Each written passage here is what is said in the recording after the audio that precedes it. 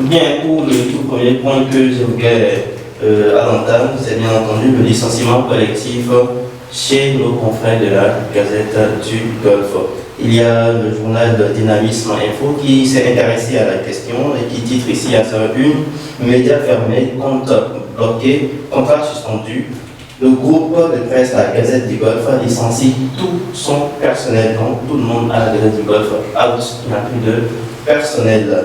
Alors, Nelly Mijaï, voudrait d'abord nous rappeler ce qui a conduit à la fermeture, à la suspension donc, de la Gazette du Golfe. Merci à Ibrahim. On se rappelle très bien que c'est une chronique que cette chaîne-là a publiée qui a créé cet enchaînement de difficultés auxquelles ils ont fait face depuis plusieurs mois.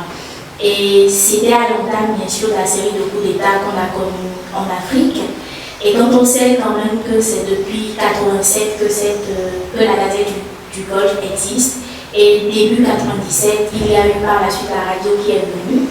Je pense que c'est quand même une triste nouvelle de savoir qu'aujourd'hui, on n'aura plus droit à tous les programmes télé qui nous offraient, à toutes les émissions, toutes les émissions-là que cette chaîne-là nous proposait. Et en même temps, on se pose la question de savoir si il n'y avait pas une autre alternative pour décourager ceux qui, comme eux, allaient faire la même chose, allaient entretenir, faire l'apologie des coups d'État comme on les a accusés de faire. Mais je pense que c'est suffisamment triste déjà. C'est beaucoup de personnes qui ont été licenciées, beaucoup de personnes qui vont se retrouver au chômage, des pères ou des mères de famille, des personnes qui étaient habituées à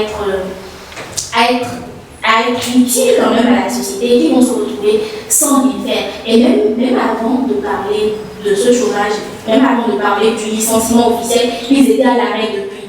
Donc c'est quand même un gros problème qui a été créé et je suis sûre que faire un retour en arrière ne serait pas possible.